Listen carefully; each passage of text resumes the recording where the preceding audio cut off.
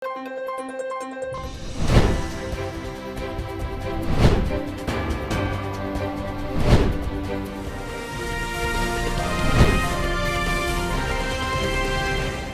पल आपके साथ। नमस्कार, आप देख रहे हैं हर्पल न्यूज और मैं हूं आपके साथ तनु बालियान। खबर इंडिया में बात करेंगे कुछ अहम खबरों की, लेकिन उससे पहले एक नजर अब तक की सुर्खियों पर। पीएम मोदी का आज गुजरात दौरा, तोकते तूफान से हुई तबाही का करेंगे हवाई सर्वे, अहमदाबाद में करेंगे समीक्षा बैठक। आज से शुरू होगा फ्री लैपटॉप और स्मार्टफोन वितरण कार्यक्रम। यूपी में सीएम योगी पूर्व प्रधानमंत्री अटल बिहारी वाजपेयी की जयंती पर करेंगे योजना का शुभारंभ, लाखों छात्रों को मिलेगा लाभ। चुनाव से पहले उत्तराखंड बीजेपी में संकट, कैबिनेट मंत्री हरक सिंह ने नाराज होकर दिया इस्तीफा, करीबी विधायक ने भी छोड़ी कुर्सी, 3 एमएलए और छोड़ सकते हैं पार्टी। मिग-21 विमान हादसे में विंग कमांडर हर्षित सिन्हा का निधन, राजस्थान के राज्यपाल कलराज मिश्र ने जताया शोक, कल रात राजस्थान के जैसलमेर में हुआ था हादसा। देश भर में आज क्रिसमस की धूम, सजाए गए चर्च, कोरोना ने की रौनक फीकी, प्रार्थना में ऑनलाइन ले सकेंगे हिस्सा। क्रिसमस के शुभ अवसर पर राष्ट्रपति रामनाथ कोविंद ने सभी देशवासियों को शुभकामनाएं दी। राष्ट्रपति रामनाथ कोविंद ने कहा कि मैं देशवासियों, विशेष रूप से अपने ईसाई भाइयों बहनों को हार्दिक बधाई देता हूं। इस अवसर पर हम सब ईसा मसीह के आदर्शों और शिक्षाओं को अपने जीवन में अपनाकर न्यायप्रियता और समरसता के जीवन मूल्यों पर आधारित समाज के निर्माण का संकल्प लें।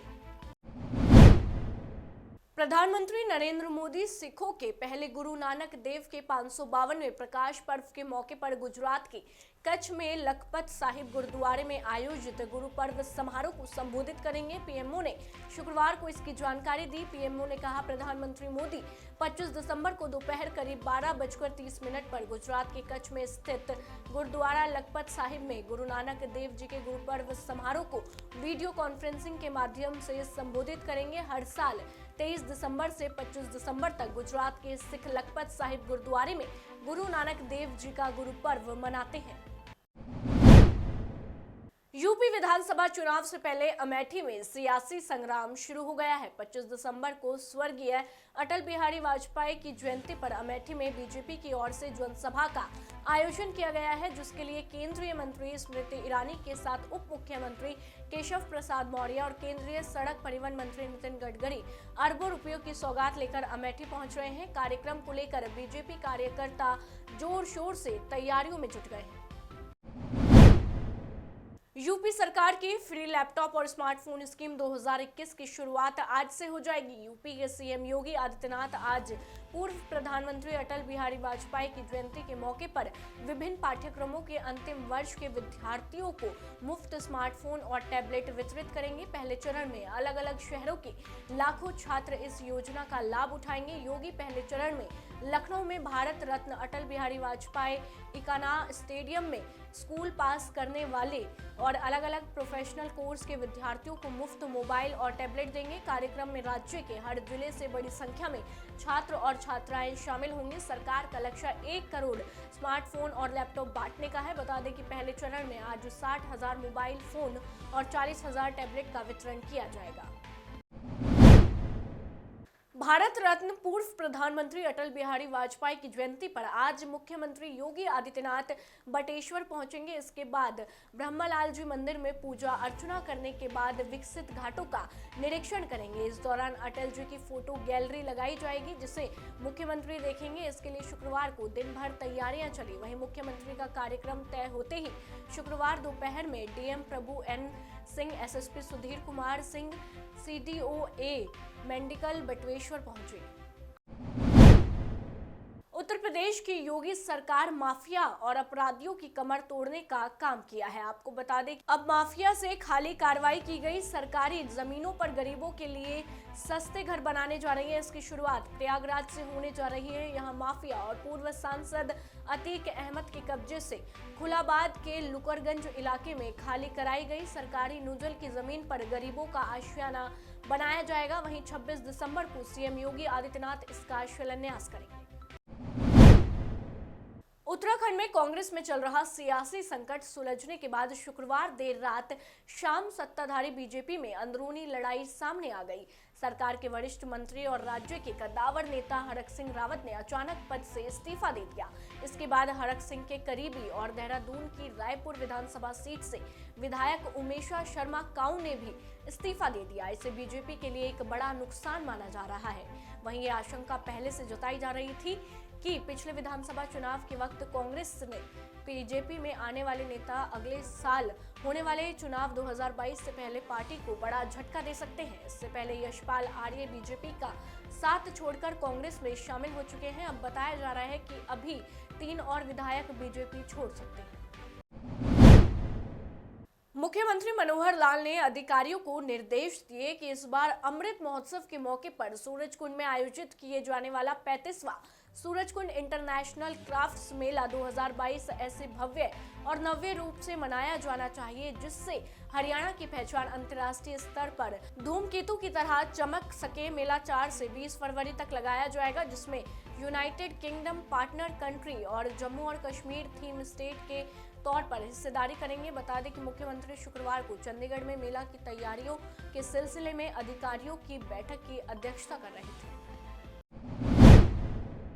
जम्मू कश्मीर के शोपिया में आतंकी और सुरक्षा बलों के बीच मुठभेड़ हुई। ये मुठभेड़ शोपिया के चौगाम इलाके में चल रही है। कल अनंतनाग में सुरक्षा बलों ने एक आतंकी को मार गिराने में कामयाबी हासिल की। आतंकवादियों की तरफ से सुरक्षा बलों पर गोलियां चलाने के बाद जवाबी कार्रवाई में आतंकी मारा गया। वहीं कुछ ही दिन पहले अनंतनाग के बिजबहाड़ा इलाके में एक नाका पार्टी पर ताबड़तोड़ फायरिंग की गई। इसमें बिजबहाड़ा पुलिस स्टेशन में तैनात मोहम्मद अशरफ गंभीर रूप से घायल हो गए। उन्हें नजदीक के अस्पताल ले जाया गया। आम आदमी पार्टी पंजाब के प्रधान और लोकसभा सांसद भगवत मान आगामी पंजाब विधानसभा चुनाव में शिरोमणि अकाली दल के प्रधान सुखबीर बादल के खिलाफ चुनाव नहीं लड़ेंगे। आपको बता दें कि सुखबीर बादल इस चुनाव में भी अपनी परंपरागत सीट जलालाबाद हलके से चुनाव में उतरेंगे। वहीं आपकी तरफ से इस बार भगवत मान के बजाय जगदीप गोल्डी कंबोज को मैदान में उतारा है। बता दें पंजाब आपकी ओर से विधानसभा चुनाव के लिए अपने प्रत्याशियों की शुक्रवार को जारी की गई सूची के जरिए दी गई तीसरी सूची में कुल 12 सीटों के लिए आप प्रत्याशियों के नामों का ऐलान किया गया है। केंद्रीय कर्मचारियों को नए साल से पहले ही सरकार की ओर से महंगाई भत्ता बढ़ाकर तोहफा दिया जा चुका है। अब सरकार रिटायर केंद्रीय कर्मचारियों को नए साल का तोहफा देने की तैयारी कर रही है, जिसमें पेंशनर्स की पेंशन में महंगाई भत्ता बढ़ाने की तैयारी की जा रही है। ऐसे में पेंशनर्स की पेंशन में काफी बड़ी वृद्धि हो सकती है। बता दें कि सरकार जनवरी 2022 से पूर्व केंद्रीय कर्मचारियों के डीए और पेंशन में 3% की बढ़ोतरी कर सकती है। इसके बाद पेंशनर्स का डीए 31% से बढ़कर 34% किया जा सकेगा। वहीं 67 लाख कर्मचारी और 98 लाख पेंशन भोगियों के वेतन में 20,000 रुपए के आसपास वृद्धि होगी। महाराष्ट्र में कोरोना वायरस के 902 नए मामले सामने आए हैं, जिसमें ओमिक्रॉन के 8 नए मामले शामिल हैं। वहीं पिछले 24 घंटे में राज्य में 12 कोरोना के मरीजों की मौत हो गई। राज्य में अब तक कोरोना के कुल मरीजों की संख्या बढ़कर 66,47,840 पहुंच गई है, जबकि मरने वालों की संख्या बढ़कर 1,41,329 हो गई है। स्वास्थ्य विभाग के मुताबिक ओमिक्रॉन के 8 नए मरीज में से 6 पुणे, 1 मुंबई और 1 मरीज कल्याण का है। वहीं पुणे के 6 ओमिक्रॉन संक्रमितों में से 4 दुबई से लौटे हैं, जबकि 2 उनके संपर्क में आने से पॉजिटिव हुए हैं। मुंबई का मरीज अमेरिका से लौटा है, जबकि कल्याण का मरीज नाइजीरिया से हाल ही में भारत आया है। देश में तेजी से ओमिक्रॉन के मामले सामने आ रहे हैं। अब तक 17 राज्यों कोविड का नया वेरिएंट अपने पैर पसार चुका है। इस बीच लगातार तेजी से बढ़ते संक्रमण को देखते हुए राज्य सरकार हरकत में आ गई है। अब एक बार फिर से संक्रमण की रोकथाम के लिए प्रतिबंधों को लागू कर दिया गया है। शुक्रवार को महाराष्ट्र, आंध्र प्रदेश, केरल और गुजरात में ओमिक्रॉन के मामले सामने आने के साथ ही देश में नए वेरिएंट के कुल मामले 400 के पार पहुंच गए हैं। केंद्रीय स्वास्थ्य सचिव राजेश भूषण की ओमिक्रॉन को लेकर दी गई चेतावनी के बाद राज्य सरकारों ने सख्ती बरतना शुरू कर दिया है। महाराष्ट्र राज्य में नए आदेशों के बाद अब सार्वजनिक स्थानों पर रात 9 बजे से 6 बजे तक 5 से ज्यादा लोगों को अनुमति नहीं होगी। शादी विवाह कार्यक्रम के लिए सरकार ने नई गाइडलाइन जारी की है। बंद जगहों पर होने वाली शादियों में 100 से अधिक लोग शामिल नहीं हो सकते। दिल्ली के रेस्टोरेंट और बार अब कुल क्षमता के 50% लोगों के साथ खुलेंगे। गुजरात के रात के कर्फ्यू को 25 दिसंबर से रात 11 बजे से बढ़ाकर सुबह 5 बजे करने की घोषणा की है। उत्तर प्रदेश की योगी सरकार देश के अलग अलग राज्यों में कोविड संक्रमणों के मामले को देखते हुए एहतियात के तौर पर 25 दिसंबर से नाइट कर्फ्यू लागू करने का फैसला लिया है। देश में कोरोना वायरस की मौजूदा स्थिति को देखते हुए उड़ीसा सरकार ने भी शुक्रवार को नई पाबंदी की घोषणा कर दी है। आपको बता दें कि सरकार की ओर से जारी आदेश में कहा गया है कि कोरोना की स्थिति को देखते हुए राज्य सरकार ने 25 दिसंबर से 2 जनवरी तक क्रिसमस और न्यू ईयर सेलिब्रेशन पर रोक लगा दिया है। अब राज्य भर में सोशल गैदरिंग, रैलियां, ऑर्केस्ट्रा, होटलों, क्लबों, रेस्टोरेंट, पार्कों समेत कई जगहों में होने वाले कार्यक्रम पर रोक लगा दी है। राष्ट्रीय राजधानी में वायु प्रदूषण की स्थिति में मामूली सुधार हुआ है। शनिवार की सुबह को हवा की गुणवत्ता में सुधार हुआ है। AQI 398 पर बहुत खराब श्रेणी में पहुंच गया। एक दिन पहले शुक्रवार को AQI 427 के साथ गंभीर हो गया। आपको बता दें कि PM10 प्रमुख प्रदूषण बना हुआ है। जानकारी के मुताबिक दिल्ली विश्वविद्यालय, Pusa, Lodhi road, Mathura road, IIT Delhi और इंदिरा गांधी अंतर्राष्ट्रीय हवाई अड्डे सहित राष्ट्रीय राजधानी के कई इलाकों में वायु गुणवत्ता खराब श्रेणी में दर्ज की गई। इससे पहले दिल्ली के पर्यावरण मंत्री गोपाल राय ने कहा कि निर्माण से संबंधित गतिविधियों के लिए प्रदूषण नियंत्रण की निगरानी के लिए दिल्ली के 11 जिलों में से प्रत्येक के लिए अलग अलग रात्रि गश्ती दल गठित किया गया है। NCR में वायु प्रदूषण की स्थिति दिल्ली से अलग नहीं है। गुरुग्राम और नोएडा में भी शनिवार सुबह हवा की गुणवत्ता बहुत खराब और गंभीर श्रेणी में दर्ज की गई है। AQI 365 और 404 पर पहुंच गया। मेट्रो परिचालन के 20वें साल की शुरुआत पर रेड लाइन पर देश में विकसित पहले स्वचालित ट्रेन पर्यवेक्षण और सिग्नलिंग तकनीक का ट्रायल शुक्रवार को शुरू किया गया। केंद्रीय आवास शहरी कार्यालय मंत्रालय के सचिव और DMRC के चेयरमैन दुर्गा शंकर मिश्रा ने इसका उद्घाटन किया। इस मौके पर कश्मीरी गेट में मेट्रो के अब तक के सफर की तस्वीरों को जीवंत रूप में पेश किया गया। दिल्ली मेट्रो रेल कॉरपोरेशन के प्रबंधक निदेशक doctor Mangu Singh, Bharat electronics limited के CMD आनंदी राम लिंगन सहित वरिष्ठ अधिकारी भी मौजूद रहे। महंगाई के मोर्चे पर आम लोगों के लिए राहत भरी खबर है। सरकारी तेल कंपनियों ने आज के पेट्रोल और डीजल का भाव जारी कर दिया है। तकरीबन 1.5 महीने से पेट्रोल और डीजल के दाम में कोई बदलाव नहीं हुआ है। सरकारी तेल कंपनियों ने लगातार 92 दिन ईंधन की कीमतों में कोई बदलाव नहीं किया है। शनिवार को भी पेट्रोल के दाम में कोई बदलाव नहीं है। पेट्रोल डीजल के दामों में कोई बदलाव न होने से उपभोक्ताओं को काफी राहत मिली है। आपको बता दें 3 नवंबर को एक्साइज ड्यूटी में कटौती के बाद से राष्ट्रीय स्तर पर पेट्रोल और डीजल के भाव स्थिर है। राजधानी दिल्ली में पेट्रोल का दाम 95 पैसे 41 रुपए, जबकि डीजल का दाम 66.67 रुपए प्रति लीटर है। वित्त राजधानी मुंबई में पेट्रोल की कीमत 109.98 रुपए और डीजल की कीमत 94.14 रुपए प्रति लीटर है। बांग्लादेश में एक बड़ा दर्दनाक हादसा देखने को मिला। यहां एक फेरी में आग लगने से 41 लोग जिंदा जल गए। वहीं 100 से ज्यादा लोगों के आग में झुलसने की खबर सामने आई है। घटना सुगंधा नदी की है, जहां फेरी बारगुना की ओर जा रही थी। वहीं इसी दौरान ये हादसा हो गया। जानकारी के मुताबिक इस फेरी में करीब 1000 लोग सवार थे। वहीं हादसा बांग्लादेश की राजधानी ढाका से करीब 200 किलोमीटर की दूरी पर हुआ। आपको बता दें 3 मंजिला फेरी उबिजान 10 ने नदी के बीचों बीच आग पकड़ ली। अब तक इस पूरे हादसे में 41 लोगों की मौत हो गई है। वहीं बुरी तरह झुलसे लोगों की स्थिति देख मौत का आंकड़ा बढ़ने की संभावना है। अलीगढ़ विकास प्राधिकरण अधिकारियों को बीजेपी नेता के अवैध नव निर्माणाधीन होटल का निर्माण कार्य रुकवाकर सील करना भारी पड़ गया है, जिसके विरोध में थाना कारसी इलाका स्थित ADA-VC कार्यालय का इजलास बीजेपी विधायक राजकुमार सहयोगी ने दर्जनों पदाधिकारी और कार्यकर्ताओं के साथ घेराव करते हुए जमकर हंगामा किया। अलीगढ़ जिले में अलीगढ़ विकास प्राधिकरण की ओर से कार्रवाई करते हुए बीजेपी युवा मोर्चा के जिला मंत्री का होटल अवैध रूप से संचालित किए जाने के बाद सील कर दिया गया। बीजेपी युवा मोर्चा के जिला मंत्री का होटल सील करने के बाद गुस्साए बीजेपी कार्यकर्ता विधायक समेत ADA कार्यालय पर पहुंचे। इस दौरान बीजेपी के युवा नेता सौरभ चौधरी ने ADA जेई मनोज शर्मा पर अलीगढ़ जिले के 7 बीजेपी विधायकों को लेकर अभद्र टिप्पणी और जेई की ओर से जिले के 7 बीजेपी विधायकों ने लेन देन करने का आरोप लगाया है और कहा गया कि जेई ने 7 विधायकों पर टिप्पणी करते हुए कहा कि उसके साथ जिले के 7 बीजेपी विधायक खुलेआम लेन देन करते हैं। करीब 53 ऑलरेडी अवैध निर्माण सील हुए हैं और अलीगढ़ जैसे शहर के लिए इम्पोर्टेंट है कि हम इरेगुलराइज ग्रोथ को रोकें। तो ये बिंदु थी, उसमें उन्होंने अपना पक्ष रखा। मेरे स्तर पे उसको प्रॉपरली और डिटेल में देखा जाएगा कि अगर कहीं तकनीकी लैप्स हुआ है उसको प्रॉपर कर लिया जाए। क्या वजह? कल ऐसा है कि हमारे एक कार्यकर्ता के यहाँ पर सीलिंग की कार्रवाई की, लेकिन मैं यहाँ से देख रहा हूँ कि अगर पूरे जिले की बात की जाए तो 70 से 80% अवैध निर्माण है और इन्होंने एकदम चूज करके, क्योंकि सरकार सत्ता में दोबारा वापस आ रही है 350 सीटों के साथ में, तो इनकी जो मानसिक स्थिति है वो थोड़ा सा चेंज हो गई है भारतीय जनता पार्टी के खिलाफ। इसलिए इन्होंने भारतीय जनता पार्टी के चुन के पदाधिकारियों के साथ में ऐसी उसको एक खुद की एक रंजिश या किसी विशेष मानसिकता, चाहे वो सपा की हो चाहे बसपा की हो, उस मानसिकता को लेकर उस होटल को सीज कर दिया गया। उसको लेकर बड़े अच्छे तरीके से जब 4-5 लोग, माननीय जिलाध्यक्ष भारतीय जनता युवा मोर्चा और ये लोग जब मिलने वीसी साहब से कल आए तो उन्होंने ये कहा कि मैं ऑफिस में मिलता हूँ केवल, कोई बात नहीं। 11 बजे जब ऑफिस में उनके दिए हुए समय पर आए तो वो यहाँ पर नहीं मिले और यहाँ पर एक जेई मनोज शर्मा नाम के जेई ने हमारे विधायकों पर अभद्र टिप्पणी करते हुए और एक गलत असभ्य आरोप लगाते हुए, जिसे वो सिद्ध नहीं कर पाया,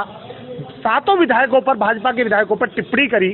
उसको लेकर उस पर कार्रवाई के लिए एडीए वीसी को कहा गया है और जो अवैध रूप से सील पैसा का लेन देन करके एडीए ने लगाई है उसे खुलने का बात एडीए वीसी से कही। दिल्ली मेरठ एक्सप्रेस वे पर सफर करना महंगा होने जा रहा है। अगर आप भी अपना समय बचाने के लिए इस एक्सप्रेस वे पर सफर करते हैं तो अब अपनी जेब भर कर चले। देश में चल रहे किसान आंदोलन के चलते इस हवाई पर पिछले कुछ समय से चल रही टोल फ्री सेवा को खत्म किया जा रहा है। दरअसल आज से यहां टोल की सुविधा को फिर से लागू किया जा रहा है। बता दें कि देश के सड़क परिवहन और राजमार्ग मंत्रालय की ओर से टोल दरों पर मुहर लगा दी गई है। इसके लिए सभी तैयारियां पूरी कर ली गई है। मिली जानकारी के अनुसार आज सुबह करीब 8 बजे से टोल वसूलना शुरू कर दिया जाएगा। देश भर में आज क्रिसमस का त्योहार बड़ी धूमधाम से मनाया जा रहा है। क्रिसमस की पूर्व संध्या पर राजधानी दिल्ली के चर्च रोशनी से जगमगाते हुए नजर आए। हालांकि ओमिक्रॉन के मद्देनजर लागू नियमों के चलते ये रौनक कम दिखाई दी। कई चर्च के बंद होने से लोग बाहर से ही प्रार्थना में शामिल हुए। Ho, ho, ho! Merry Christmas! Christmas को लोगों ने सेलिब्रेट करना शुरू कर दिया है। कहीं गिरजाघरों में प्रार्थनाएं की जा रही हैं तो कहीं लोग इसे मौज मस्ती और एक दूसरे को तोहफे देकर सेलिब्रेट कर रहे हैं। भारत में ईसाई समुदाय सबसे ज़्यादा गोवा और महाराष्ट्र में है, जहां सबसे ज़्यादा गिरजाघर भी हैं, जिन्हें रोशनी से सजाया गया है। क्रिसमस का इंतज़ार सबसे ज़्यादा बच्चों को रहता है। उन्हें परियों की कहानियों जैसे सेंटा क्लॉज का इंतज़ार रहता है, जो उनके लिए खास तोहफे लेकर आता है।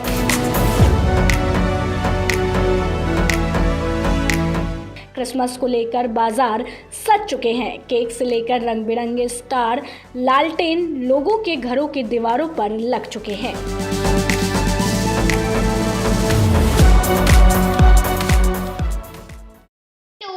Today I'm going to speak about Christmas.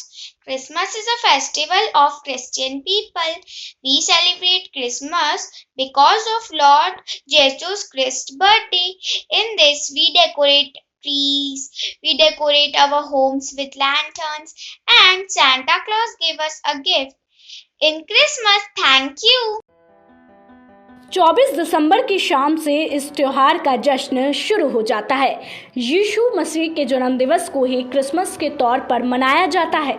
शुरुआत में ईसाई समुदाय के लोग यीशु यानी ईसा मसीह के जन्मदिन को एक त्योहार के रूप में नहीं मनाते थे, लेकिन 4वीं शताब्दी के आते आते उनके जन्मदिन को एक त्योहार के तौर पर मनाया जाने लगा।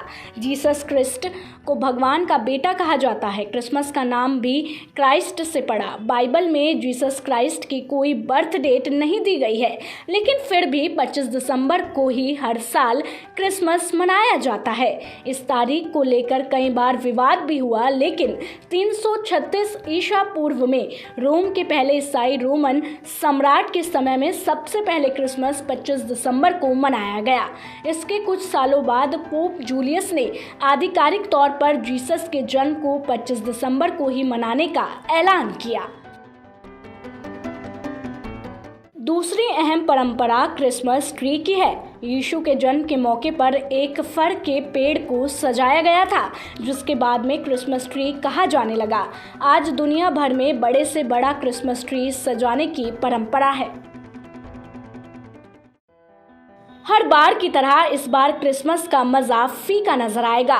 कोरोना के नए वेरिएंट के तेजी फैलने के खतरे को देखते हुए कई राज्य सरकारों ने न्यू ईयर और क्रिसमस पर नाइट कर्फ्यू के अलावा भीड़ भाड़ न इकट्ठा हो, इसके लिए निर्देश जारी किए हैं।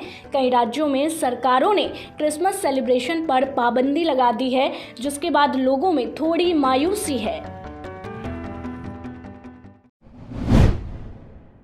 फिलहाल के लिए खबर इंडिया में बस इतना ही। देश दुनिया की तमाम खबरों को जानने के लिए आप जुड़े रहिए हमारे साथ और देखते रहिए हड़पल न्यूज।